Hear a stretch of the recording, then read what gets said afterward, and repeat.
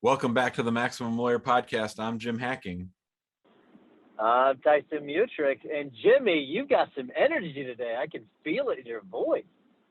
I was up this morning shooting videos. I'm trying to get ahead of the game so I don't miss my streak when we're at the conference next week. We're recording this episode just 7 days before Max Law Con 2021, and we're hosting our friend and guild member, Hunter Cavell. Hunter, welcome to the show. Well, thank you for having me, guys. It's a privilege to be here. Hunter, I got to say, I feel like you are just the ultimate, dream, the success story. You go from wanting to start your practice to launching your practice. We've gotten to see it from the very, very beginning. We've had this window to look inside to see that you grow. So it's fantastic. But tell people about your journey. Sure. So I went to law school straight out of college. I've been a lawyer in Cleveland, Ohio since 2013. The recession was kind of bad, so I took the first job that promised trial work that I could find, learned a lot there. We were local counsel for a regional firm based out of Wichita. That firm decided to open up a Cleveland office. And then unfortunately, something happened. They decided to close all their regional offices. So I had to scramble. So that was the first time I've been laid off. I went in-house to a mortgage company. Didn't like it at all. Went to personal injury to learn that because I felt I'd learned there. That was a little interesting because I was working for one other guy, which has its good stuff you get to learn, but bad stuff you don't really get that. You kind of get siloed. So then I went to work for a mid-sized firm in Cleveland, where unfortunately after they brought me on because they had a huge case and the huge case settled. So at that point, I was really kind of like, what do I do? I've been laid off twice. I decided to take a little bit of a break.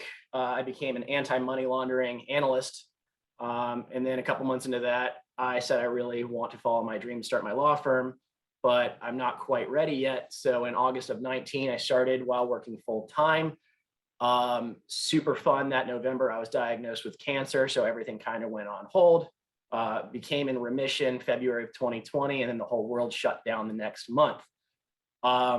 Eventually, I started getting enough clients to where I was making more money in my law firm than my 9 to 5. Met up with a guy who we have a pretty good arrangement for this office, use of his staff. I help him with some cases, and we do a little bit of sharing. Went full time April 19th of this year, and projected to quadruple what I made at my 9 to 5. And Tyson's right. That's what been a great thing about having you in the guild is that you're one of the people that post your results, which I really appreciate because they're very concrete, and you always do it with a little bit of flair and a little bit of holy cow, guys, you can't believe this. And then tell us if you can remember, Hunter, a couple of your holy cow guys that you won't believe this post. Sure.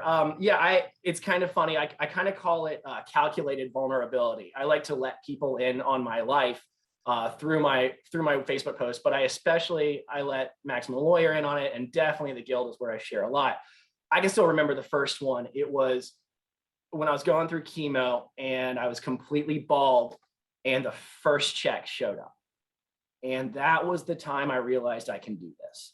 And I looked at my wife, I was like, you got to take a picture of this. And I immediately posted it in Maximum Lawyers. Like, you won't believe this.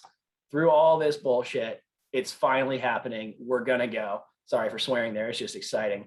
Another holy cow. I remember talking to Ryan McKean. And he's like, you need to make a Q4 goal and post a check. Just keep checking in your drawer. And I made a lofty goal. I didn't hit it. And I was fully aware of that, but I still made a post like, hey, didn't hit my goal, but that's okay because I got these connections. I got the irons in the fire. Then I put a huge goal for me at the time of $10,000 a month in February. I believe I hit $6,000. And I again made this holy cow post, had this huge goal, didn't hit it, but I made $6,000 and I can do this. The holy cow post, which I didn't post about, but talked about in our meeting, was I hit 6 figures the other day of just my law firm, nothing else. So I guess we'll say it now, holy cow, we're in 6-figure territory, and I cleared over 22,000 last month. So not only are we in 6 figures, but I made over 80 since April, even with having a bad and worse May. So those are the holy cow posts. The other ones I like to talk about are my 4-year-old and my wife, and say, holy cow, I get to go to this parent teacher conference, and I get to leave, and I get to show up at work at 7 in the morning if I want to, but because I get to get out at 3 o'clock. So those are kind of the holy cow moments, and they come every day. All right. So Hunter, people usually when they do this, when they start their own firms, they'll either quit their job and then do the firm, or they'll get fired and start their own firm, like one of those kinds of things. It's like boom, right? You did it differently. You had a job, you were doing both. You kind of had like the side hustle, which was your law firm, which has now turned into your full-time hustle. Thinking back, would you have done it the same way, or would you have pulled the Band-Aid off a little sooner?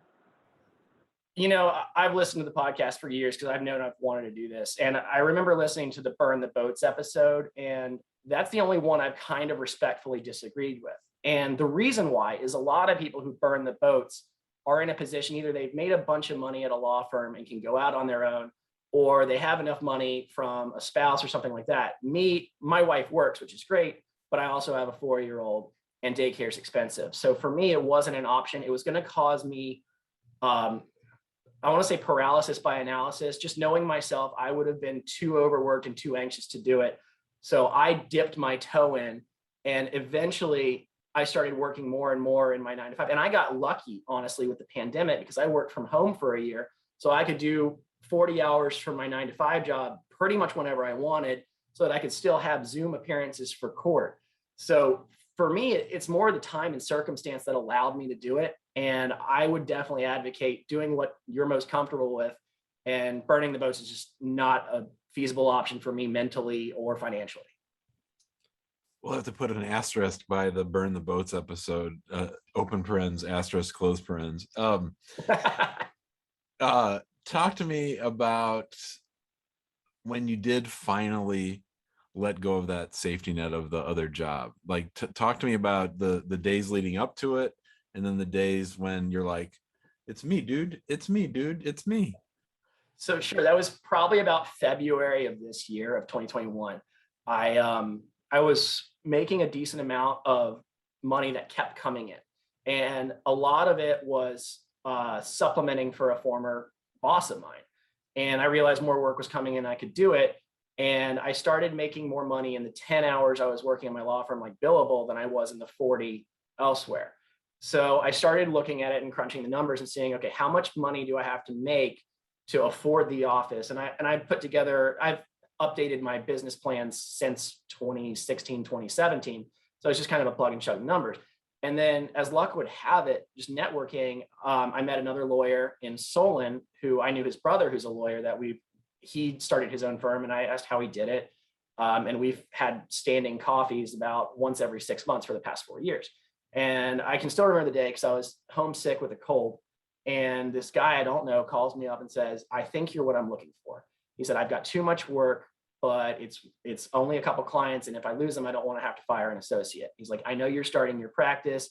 Maybe you could do a couple hours every day. I'll give you the office, I'll give you the staff, and we'll give you basically a salary while you work this. And I was like, what's the catch? Like, I've been laid off twice.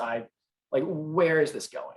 And honestly, what it came down to was kind of a little bit of a leap of faith. I had a couple lunches with the guy. I brought my wife in for it because she's an excellent judge of character. And I wanted her to see the blind spots and what I was missing. And we agreed that this was a mutually beneficial relationship that could take off. So in April 19th, I started full-time on it, started email blasting clients, got my Facebook up and running, just say, hey, I'm here. If you need me, let me know. And it kind of took off from there. I got a few referrals from LinkedIn of people that were conflicted out. So that way I knew with those retainers that I could make it a couple months. And then they started paying and replenishing those retainers, and I was getting more clients. And I realized I could hire a marketing team to help get my message out there. And the phone just started ringing more, and I could stop taking certain clients and stop being a door attorney. And I was able to niche it down. And it's been to where I make all my expenses that I need in the first week, and the next 3 are just gravy. So that's kind of how I dipped into it. So tell us a little bit, Hunter, about what you plan on taking this thing to, because I'm not sure I've necessarily heard that. You know, I know it's in your brain. I know you've thought about it, but I'm not sure I've heard it. So I want to hear what's your plans? Like, what do you want to build this thing to?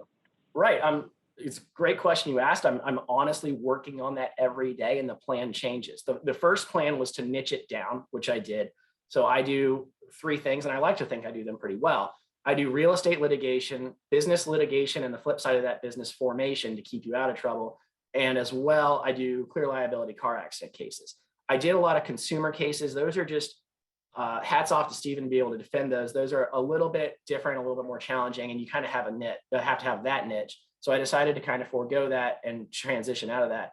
Now, the next goal, everyone talks about working on the business versus working in the business. And I'm a firm believer that if I can get someone in here to help with the day-to-day work of answering the phones, maybe a lawyer to handle some motions, and I can handle the big stuff, I'm going to be happier. I don't see myself ever as not having any cases. It's just, I like using my brain in that way, and I like doing it. But I think the next goal, honestly, is to transition my phones from going to my cell phone to my staff. And that'll kind of allow me more time to dive into everything and work it. Hopefully after that, I'll start looking at possibly contract attorneys for a few hours a week to offload some things when stuff starts coming in more, such as discovery. Hunter, in the questionnaire that Becca sent you about the podcast, one of the things that you wanted to talk about was sort of dealing with being a cancer survivor and a law firm owner. And you know, we've talked to a lot of people on the show who've had sort of those crystallizing moments where something happens in your life. It might be the birth of a child or a sickness or something that makes you sort of realize that, you know, and I think it gives people all different kinds of realizations. I'm wondering, having had that interaction with cancer, and that diagnosis and treatment, how did that impact your life plan? Sure. So I was fortunate enough to where the first life event, or second, I guess, with my kid being born or on the way, was I got life insurance immediately because my dad died young of cancer, and I wanted to make sure that's happened. So that was huge. And what happened with the cancer was, I remember we were moving houses. We just bought a new house, and I was picking up boxes, and I felt this pain in my chest, and I lost 15 pounds. I thought I was working out and it was fine. And I went, you know, I was like, I had this pain in my chest. So you probably pulled something moving the box here, have a muscle relaxer, but in case you have a blood clot, go get an x-ray. So I went back to work that night. I went an x-ray. Halfway home, they said, get to the ER right now. I was like, why? They're like, well, you're either bleeding out of an aortic aneurysm or you have cancer. Okay. 3 of the worst weeks of my life followed because it took them 3 weeks to diagnose me. So I honestly didn't know if I was going to live or die. And that kind of makes you appreciate everything. And I was like, well, at least I've got a job that's stable, and I've got health insurance, and I know I'm not going to go broke. I have a 90% chance of living. But at the end of the day, I kind of looked at it and said, all right, right now I've got to focus on this. I've got 4 rounds of chemo to get through. They knocked it down to 3, which I had to cut back my hours at work. So I kind of put the law firm on pause. But in about February, I realized that I wanted more. And it was kind of like my own burn the boats moment for the way it kind of was the death of complacency, would be an interesting way to put it. Like I said, my dad died when he was 50 and I was 18. So like, for me, it's always kind of been in the background that you only got today. And I try to live that every day. So I was like, no, I need to figure out a way to make my law firm work. I went to law school. I like litigating. I just need to be able to find clients that can trust me and hire me. And it's weird. I've always had this kind of imposter syndrome, like thinking I'm not good enough. There's always a better attorney.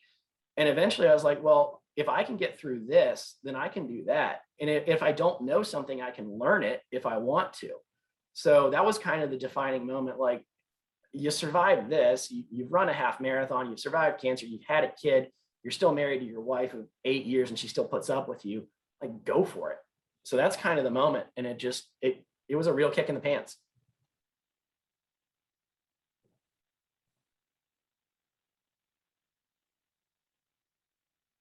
Hey, Tyson, I can't hear you for some reason. You're muted, bud. Well, that was weird. I was unmuted on Zoom, but on my phone I wasn't. So let me re-ask my question.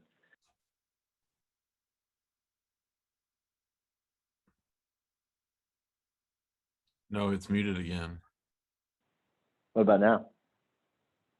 Okay. So Hunter, interestingly, you had like 2 reset buttons. Most people during COVID, like they had like that was a reset button for them, right? They get to reset everything, and you had like back-to-back reset buttons, which was interesting. But I think it's great because you kind of get to reset and then reset again, and I think it's a good lesson for anybody that at any point you can still hit the reset button, right? You don't have to keep going down this path, which I think is really, really interesting. But for you, what I wanted to ask you about has anything surprised you about starting your firm? Like, is anything like, because a lot of times we have this like vision of how things are going to play out, and then they go completely different. So, I mean, do you have anything like that? Yeah, I thought when I started for sure that I was going to be doing all PI all the time, and that's really why I kept the job for a while, because those cases don't roll in. And the reality of it is, in my market, you've got to spend a lot to get those kind of cases. You've got to be bigger. You've got to have the staff rolled out. So I had to figure out what else I was good at, and real estate's always been fun for me, and I can niche it. And I started having lawyers call me saying, "Well, what do you think about this?" And I'd give them, five seconds of advice, or 5 minutes, and they'd be like, "Well, why don't you just take this case?" And I've taken that and been able to transform it to where I'm the guy that my colleagues call for contested real estate. And the market here is bananas right now. Like, I'm having sellers enter into contracts, basically a year ago, and buyers are trying to exercise the right, and the seller's like, no, we want 100 grand more. I'm like, well, that's not how it works, because in Ohio, real estate's unique and you get specific performance. So that has really been, I don't want to say a cash cow because that's the wrong word, but that's been a healthy portion of my business. Another crazy case, I posted something on LinkedIn just kind of talking to the void.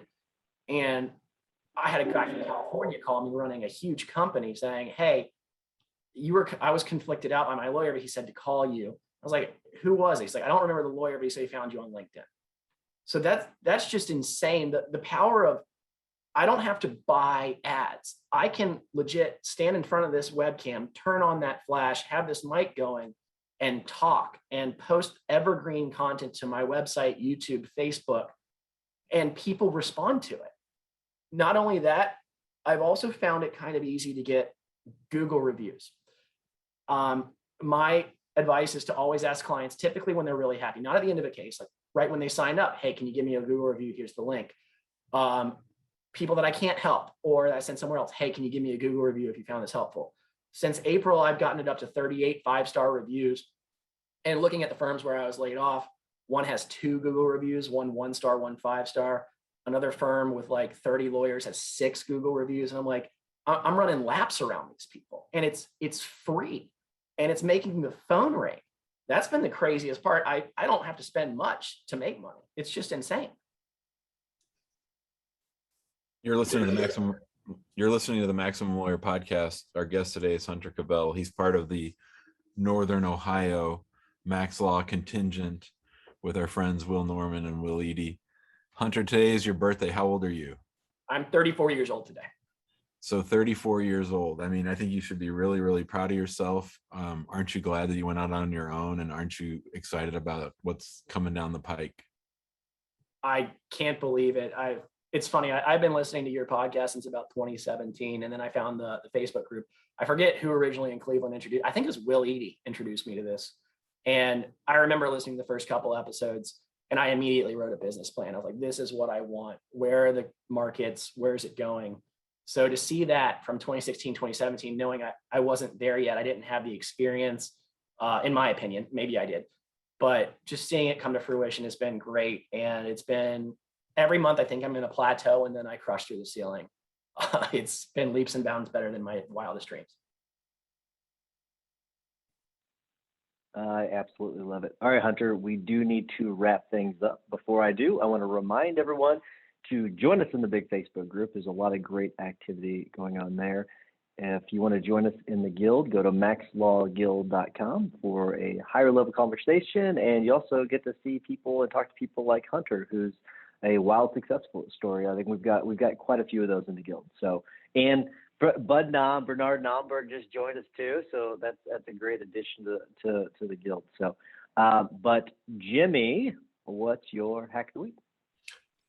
So do you ever try to like plan something, or you want something to happen? Amani and I have developed a lingo around this about when you're really trying really hard, maybe too hard, to make something happen. And we've gotten used to using the shorthand language for when you're just trying to push something too hard, and we just call it square peg round hole.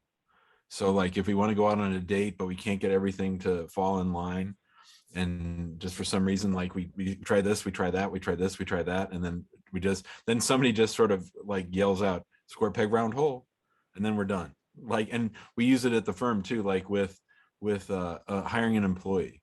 Like if there's too much back and forth, too much rigmarole, and now even Adela will say it, someone will just yell out square peg round hole, and then we all just like walk away. It's like a release valve. It's really great. So just if you're in tune with what's going on around you, and you can just sort of yell that out, square peg round hole, then it just takes off a lot of pressure. You're just on to the next thing.